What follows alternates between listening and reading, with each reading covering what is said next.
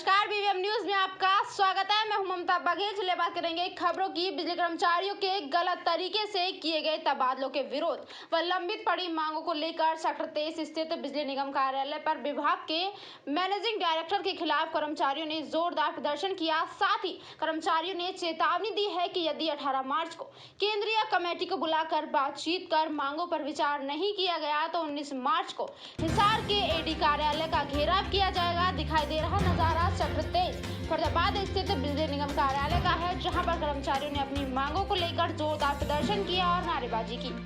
इस मौके पर प्रदेश महासचिव सुनील खटाना ने बताया कि कर्मचारियों के गलत तरीके से तबादले कर दिए गए हैं और उसके बाद अधिकारियों से उन तबादलों को रोकने के लिए सहमति भी बनाई गई थी, लेकिन वे अभी तक भी सही नहीं किए गए हैं। 1.5 महीने का समय बीत चुका है, लेकिन अब आगामी 16 तारीख को अगर अधिकारी बात कर इस मुद्दे को समझते हैं तो ठीक है, नहीं तो 19 तारीख को हिसार में कार्यालय का घेराव किया जाएगा।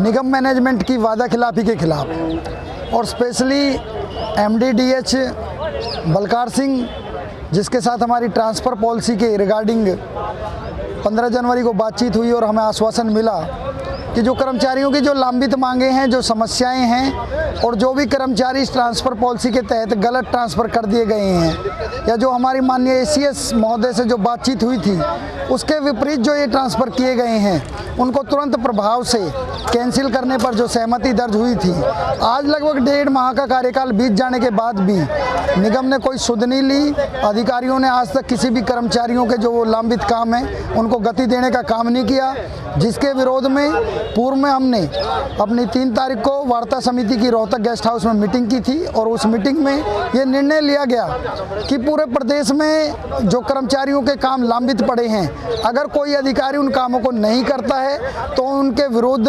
HSCB वर्कर्स यूनियन अपना विरोध प्रदर्शन करेगी। आज दक्षिण हरियाणा DHBVN में जितने भी हमारे सर्कल कार्यालय हैं, सभी पर पूरे प्रदेश के कर्मचारियों ने लामबंद होकर अपनी आवाज़ को बुलंद किया है और विरोध प्रदर्शन। बात करेंगे अगली खबर की। रोहतक के मदीना टोल प्लाजा पर किसान धरने पर मनाया गया महिला दिवस। हरियाणवी पोशाक पहनकर महिलाएं ट्रैक्टरों में सवार होकर धरना स्थल पर पहुंची। ट्रैक्टर चलाकर पहुंची थी महिला टोल प्लाजा धरने पर। महिलाओं ने धरने का संचालन किया। संचालन कर रही समाज सेवी लखन माजरा निवासी निर्मला राठी ने कहा कि 2-3 किसान हर रोज मर रहे हैं, सरकार नहीं सुन रही, लेकिन देश की महिलाएं सड़कों पर बैठी है, क्या सरकार को दिखाई नहीं देता? महिलाओं ने सरकार के खिलाफ नारेबाजी करते हुए तीनों बिलों को वापस लेने की मांग की है। महिलाओं ने कहा खेतों व घर से लेकर महिलाएं पुरुषों के साथ कंधे से कंधा मिलाकर काम करती हैं। इसी तरह किसान आंदोलन में भी पुरुषों के साथ मिलकर ये लड़ाई लड़ेंगी और सरकार को नारी शक्ति की ताकत का एहसास करवाएंगी। अरे भाई ऐसा काम कर रखा है मोदी ने, अक बसों का आखिर ना तो धरती में रह रहे ना ऊपर चढ़ रहे। हम तो ऐसा काम कर दिया इसने। अब थोड़ा बहुत तो ऐसा देखना चाहिए जमींदारा का न भी, तो हमारे भी तो बालक हैं। इसने इसका तो बालक ना और ना, इसने तो क्या कहानियों नहीं कि भाई इतने कुछ पालना है। अरे नहीं बता, किसी का 1 बीघा है, किसी का 2 बीघे है, किसी का 4 किले, किसी का 2 किले हैं। वह नहीं बताओ क्या करेंगे फिर? जब कुछ खाना ही नहीं था होगा तो करेंगे के? नहीं बता, ऐसा देखना चाहिए भाई। और न्यू भी काम बनाया कि नहीं बनाया था कि वो ऐसा काम करेगा मर गया। और भी तो सरकार आई थी। आज महिलाओं का दिन है, महिला दिवस है। हाँ। उसके लिए आप क्या मांग करेंगे? क्या मांग करेंगे? यह करेंगे हमारे बच्चे सूत्र डाल रहे जहाँ हम सूत्र अपना सूत्र डाल अपना वो करे जहाँ भाई हमारा सूत्र डाल टाइम पास हो जाओ, है ना? हमारे बालका ना नौकरी चाहिए। हाँ, फिर पता नौकरी तो जब ख्यावेगी ना, जब हमारा काम कम बन लेगा। सब कम बेच दिया, रेल बेच दी, स्कूल बेच दिए, हम भाई अस्पताल मेडिकल बेच दिए। न्यू बता दो भाई क्या हम क्या कर ले? गैस बता दिया, सब कम बता दिया। बता भाई हम क्या करा? न्यू बता। अरे एक मानसी से थे इन्हू बता, बाण बेटी सबकी रोड पर पड़ी हैं, उसने थोड़ी बहुत तो शर्मानी चाहिए। अखबार बेटी तो देख के सबकी साथ लिए हूँ, थोड़ा बहुत तो चल। हम काफ़ी संख्या में इकट्ठी हो रही हैं अभी और आने वाली हैं, आने लग रही हैं। और जी हम तो महिला ये शक्ति प्रदर्शन करना चाहते हैं। महिला किसी से कम नहीं है। हम किसानों के साथ कंधे से कंधा मिलाकर चलती हैं, उनके साथ में काम करती हैं। आंदोलन में भी सहयोग देंगे और खेती बाड़ी में भी सहयोग देंगे। आज आप क्या क्या सामान ले आए साथ में जो किसान से जुड़े? हम दाती है, गंडासी है, कस्सी है, रोटी है, टिफिन है, जो हड़ है, सारा सौदा है हमारे पास। हर एक किसान को जरूरत की जो सामान है सारा उपलब्ध है यहाँ पर। हम दिखाने के लिए ले आए हैं ये, जो हमारे पास सब कुछ है। हम किसान, हमारी शक्ति, ये देखो दाती है, सब कुछ अपने साथ में ले रहे हैं ये दिखाने के लिए। किसान आगे चलता काम करने के लिए तो हम पीछे रोटी लेकर जाते हैं और वहाँ पर जाकर अपना सारा काम साथ में मिलकर करते हैं। सरकार से हम कहें जो किसी कानून वापस ले रखे, ये वापस लेने पड़ेंगे।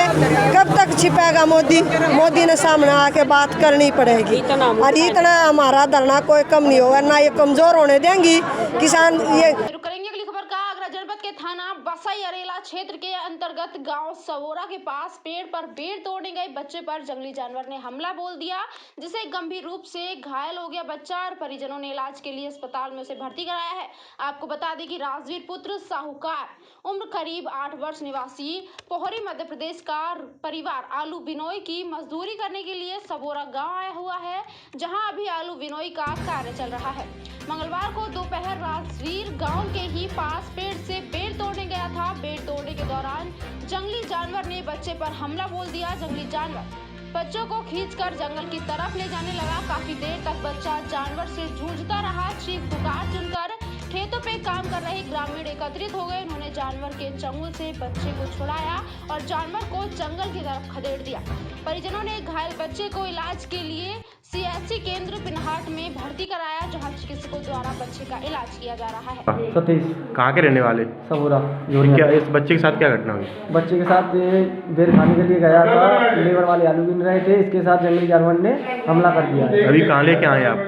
स्वास्थ्य केंद्र पिनहाट। रुक करेंगे गुरुग्राम का। साइबर सिटी गुरुग्राम में नए घर का सपना संजोए बैठे लोगों को अब DHBVN ने नए घर बनाने के लिए टेम्परेरी बिजली कनेक्शन देने बंद कर दिए हैं। वह इसलिए क्योंकि DHBVN का बिजली द्वारा भुगतान नहीं किया जा रहा, जिसकी मार अब कंज्यूमरों को भुगतनी पड़ रही है और जनरेटर के सहारे अब वे अपने नए घर का निर्माण कार्य कर रहे हैं, जिसके चलते शहर में प्रदूषण का स्तर भी बढ़ रहा है।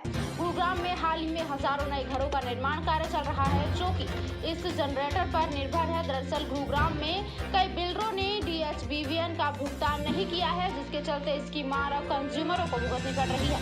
लेकिन अब इसी समस्या के चलते home developers and plot holder association ने बिजली मंत्री से गुहार लगाई है और साथ ही एक मांग पत्र भी दिया है कि जल्दी हमारी समस्या का समाधान किया जाए, ताकि हम जनरेटर के सहारे निर्माण कार्य न करके टेम्परेरी बिजली कनेक्शन के सहारे नए घर का निर्माण कार्य कर सके और जल्द ही नए टेम्परेरी कनेक्शन मुहैया कराए जाए। श्री रंजीत सिंह चौटाला जी से मुलाकात हुई। इस शहर के अंदर जो नए घर बनाने के लिए 1 किलोवाट के टेम्परेरी कनेक्शन दिए जाते हैं, पिछले काफ़ी समय से वो कनेक्शन देने DHBVN ने बंद कर दिए हैं। उनका रीज़न ये बताया जाता है कि DHBVN का जो ड्यूज़ बिल्डर्स ने जमा कराना है उसको ना देने की वजह से वो कनेक्शन बंद किए हैं। परंतु एक कंज्यूमर, एक आम आदमी को जब बिजली का कनेक्शन नहीं मिल रहा, उसका उस ड्यूज़ से कोई लेना देना मैं नहीं समझता है, क्योंकि ना बिल्डर के ऊपर उससे कोई प्रेशर क्रिएट हो रहा है। सिर्फ एक जो आम आदमी घर बना रहा है उसको टेम्परेरी कनेक्शन ना मिलने की वजह से वो जनरेटर से घर बनाने का मजबूर है, जिससे कि पोल्यूशन भी फैल रहा है। और एक बहुत बड़ी समस्या इस चीज़ को लेके भी हो रही है कि घरों का निर्माण बिना बिजली के टेम्परेरी कनेक्शन के कैसे होगा। इस बारे में जब मैंने माननीय मंत्री जी को अवगत कराया, पूरी उनको डिटेल इसके बारे में डिस्कस की, तो उन्होंने बात भी की और उन्होंने इस बात को लेके एश्योरेंस भी दिया है कि जल्दी ही ये कनेक्शन खोल दिए जाएंगे, क्योंकि इसमें कहीं ना कहीं एक आम आदमी इसको लेके काफ़ी सफ़र कर रहा है। घरों के निर्माण करने में जो देरी भी आ रही है और कहीं ना कहीं इस पूरी इंडस्ट्री को ये बहुत बड़ा एक इसके लिए ड्रॉबैक है। बिजली के टेम्परेरी कनेक्शन दिए जाने चाहिए, मेरी उनसे रिक्वेस्ट थी और उन्होंने इस बात को काफ़ी अच्छे से सीरियस से लिया भी और पूरा आश्वासन भी दिया। देखिए, जो बहुत ज़्यादा समस्या आ रही है वो सुशांत लोक एरिया है, अंसल बिल्डर का जो है, पूरा यूनिटेक का है, मेफील्ड गार्डन है। इस तरह से कई प्राइवेट कॉलोनीज़ और भी हैं जहाँ पे घर बनाने के लिए टेम्परेरी कनेक्शन नहीं दिए जा रहे हैं। सरकार की तरफ से जो डिमांड इनको की गई है वो सैकड़ों करोड़ रुपए में है। कहीं ना कहीं वो पैसा बिल्डर ही जमा करा सकता है, ना कि कोई एक आम कंज्यूमर या एक कोई प्लॉट होल्डर। तो देखिए, मैंने या किसी ने भी जिसने प्लॉट परचेज किया है उसने बिल्डर को EDC, IDC और पूरा पैसा देके ही प्लॉट खरीदा गया था। बात करेंगे पुन्हाना क्षेत्र की। सामुदायिक स्वास्थ्य केंद्र पुन्हाना में पिछले कई वर्षों से तैनात सहायक लेखाकार प्रेम सिंह पर फर्जी व भ्रष्टाचार का आरोप लगा है, जिसकी शिकायतकर्ता ने सीएम विंडो के मार्फत मुख्यमंत्री को शिकायत भेजकर कानूनी कार्यवाही की मांग की है। शिकायतकर्ता A.K. कौशिक ने मुख्यमंत्री को भेजी गई शिकायत में बताया कि NHM प्रेम सिंह ने पुन्हाना सामुदायिक स्वास्थ्य केंद्र में लाखों का घोटाला किया है, जिसकी शिकायत दिसंबर 2005 से लगती आ रही है, लेकिन स्वास्थ्य विभाग से संबंधित अधिकारियों ने आज तक उसके खिलाफ कोई कार्यवाही नहीं की है। उन्होंने अपनी शिकायत में किए गए भ्रष्टाचार का बिंदु वॉइस विवरण पत्र भी संलग्न किया है, जिसमें उन्होंने बताया कि NHM प्रेम सिंह पर पुन्हाना सामुदायिक स्वास्थ्य केंद्र में लोगों के फर्जी मेडिकल बनवाने के नाम पर लाखों की रिश्वत लेने का भी आरोप है। यहाँ पे एक सीएम विंडो पे कार्रवाई थी, जांच बिठा रखी थी इन लोगों ने। मामले की जांच चल रही है। ये है मेवात के अंदर जो सरकार पैसा दे रही है, मुख्यमंत्री जी कहते हैं कि हरियाणा सरकार मजबूर की सरकार, लेकिन मजबूरों को यहाँ कुछ मिलता हुआ दिखाई नहीं दे रहा। कि जैसे NHM पे काफ़ी पैसा आता है, नेशनल प्रोग्राम है। दूसरा, मुख्यमंत्री स्वास्थ्य योजना के तहत दवाइयों के लिए पैसा आता है। रात रात में हॉस्पिटल से दवाइयों को चोरी दिखा दिया जाता है, इंडेंट काट दिए जाते हैं, फर्जी बिल हस्ताक्षर किए जाते हैं। इस ये पुराना का मामला है जी। और अगर देखा जाए जांच का विषय है, अगर सभी हॉस्पिटल्स में अगर जांच बिठाई जाए, सब जगह यही मामला मिलेगा। कब से आवाज़ उठाई है, क्या कार्रवाई? ये अभी इसमें मैंने आवाज़ जो है तकरीबन जो है 15 दिन पहले उठाई थी, सीएम विंडो लगाई थी मैंने, और अब ये यहाँ पर जो है भेज दी गई है। और डॉक्टर अरविंद जी हैं, इनकी देख रेख में एक कमेटी का गठन किया गया है। मैं 8 तारीख को आया था, तो इन्होंने जो ज़रूरी साक्ष्य थे मैं भूल के आया। 10 तारीख को आज मैं साक्ष्य पेश करने के लिए आया हूँ। कहीं ना कहीं ऐसा लग रहा है कि मामले को दबाने की और तोड़ मरोड़ने की कोशिश की जा रही है। पहली बार मुझे कमेटी में कोई दिखाई नहीं दिया, और अब मैं 1.5 घंटे से यहाँ बैठा हूँ तो अभी भी कमेटी में कोई नहीं है। भाजपा कार्यालय में अंतर्राष्ट्रीय महिला दिवस बड़े ही हर्षोल्लास के साथ मनाया गया। इस अवसर पर छोटी छोटी बच्चियों ने अपनी प्रस्तुतियां पेश की, तो वहीं महिलाओं ने अपने संबोधन में अलग अलग तरीके से नारी सशक्त के बारे में बताया। अंतर्राष्ट्रीय महिला दिवस के अवसर पर संयोजित कार्यक्रम में महिलाओं ने एक दूसरे को महिला दिवस की बधाई दी। महिलाओं ने गीत संगीत के माध्यम से संबोधन से बताया कि आज के समय में महिलाएं किसी भी काम में किसी पुरुष से पीछे नहीं, और वे कंधे से कंधा मिलाकर हर कार्य में तैयार है। महिला दिवस मनाया जा रहा है, किस तरह महिलाओं की भागीदारी सुनिश्चित की जानी चाहिए और किस तरह महिलाओं को इस समाज से जो प्रताड़ित करते हैं कैसे बचाव किया जा सके। जी, पहले तो मैं अपनी तरफ से सभी को महिला दिवस की बहुत बहुत शुभकामनाएं देती हूँ। जहाँ आज महिला दिवस मना रहे हैं, खुशी मना रहे हैं, लेकिन ये दुख का भी विषय है कि 1908 से जो न्यूयॉर्क में महिलाओं ने लड़ाई शुरू की थी अपने अधिकारों के लिए, जिसमें वोट का अधिकार, समान काम के लिए समान वेतन का अधिकार, तो वो लड़ाई आज से 100 साल पहले जो शुरू की गई थी वो आज भी चली हुई है। ये दुख का विषय है। आज भी महिला अपने अधिकारों के लिए लड़ रही है।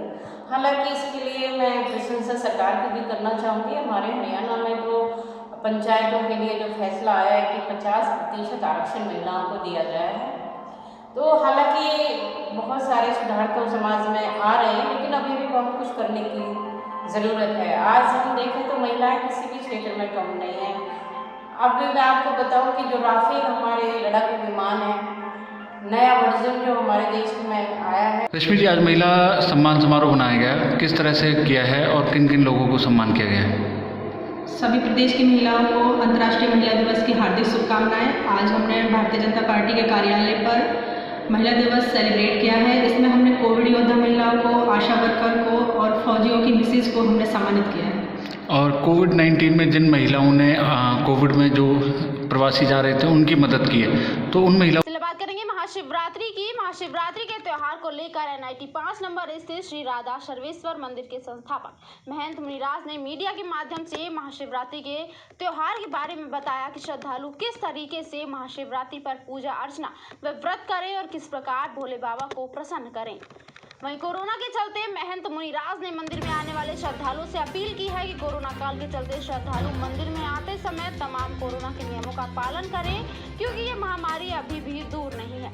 क्योंकि उन्होंने लोगों से अपील की है कि जो भी श्रद्धालु मंदिर में प्रवेश करें फेस मास्क पहनकर रखें, सैनिटाइजर का इस्तेमाल करें, वहीं सोशल डिस्टेंसिंग का विशेष ध्यान दें क्योंकि ये त्योहार सबके लिए है, इसलिए किसी को भी मंदिर आने से मना नहीं किया जा सकता। इसी के चलते वहाँ तमाम श्रद्धालु से अपील करते हैं कि कोरोना के नियमों का पालन करें। सुंदर प्रश्न आपने किया है। आपके चैनल के माध्यम से मैं समस्त धर्म प्रेमियों को, मैं महंत मुनिराज मेरी धाम सिद्धपीठ से शिवरात्रि के बारे में कुछ निर्देश देता हूँ। इसको महाशिवरात्रि कहते हैं। 3 प्रकार की रात्रियाँ होती हैं। दैनिक रात्रि होती है, एक शिवरात्रि होती है, एक महाशिवरात्रि होती है। दैनिक रात्रि मोहरात्रि होती है, जिसमें हम शयन करके आधा जीवन व्यतीत कर देते हैं मोह निंद्रा में सो करके। एक शिवरात्रि होती है प्रत्येक महीने की, जो चतुर्दशी होती है कृष्ण पक्ष की, उसको शिवरात्रि कहते हैं, जो कल्याणकारी होती है। और जो फाल्गुन कृष्ण पक्ष की जो चतुर्दशी में है, महाशिवरात्रि इसको कहते हैं। महाशिवरात्रि में महाकल्याण करने वाली, जो शिव और शक्ति को की द्योतक है, प्रतीक है। इसमें भगवान शिव शंकर जी का विवाह महोत्सव भी मनाया जाता है। महाशिवरात्रि जीवन का कल्याण करने के लिए भगवान भोलेनाथ ने बनाई है। इसके अंदर में जैसे प्रातःकाल उठ करके और व्रत करना चाहिए। व्रत माने एक व्रत कहते हैं बंधन को। आवृत्ति कुछ प्रकार की रहनी चाहिए कि सात्विक प्रवृत्ति को धारण करके जैसे एकादशी का व्रत रखते हैं उसी प्रकार से व्रत को रखना चाहिए। चलिए में बात करेंगे बढ़ती महंगाई के दौर में जब इतनी महंगी चीज सड़क पर फैली रहे तो क्यों ना लगे भीड़। वहीं जब सड़क पर फैला मिला डीजल तो उसी वक्त वहां भीड़ जमा हो गई और डीजल की लूटपाट मच गई। दिखाई दे रहा नजारा राष्ट्रीय राजमार्ग 71 का है, जहां पर सड़क हादसा हुआ। डीजल टैंकर में कैंटर में जोरदार भिड़ंत हो गई। डीजल लेकर रेवाड़ी से पंजाब जा रहा था टैंकर। हादसे के बाद कैंटर चालक कैंटर लेकर मौके से फरार हो गया। 24,000 लीटर डीजल से भरा था टैंकर। हादसे की खबर के बाद स्थानीय लोगों में डीजल की लूट मच गई। लोग बाल्टी डब्बों में भर कर डीजल अपने घर ले गए। गाड़ी से आ रही थी गाड़ी, इधर से बेप्रवाही से गाड़ी लेके आ रहा था ड्राइवर।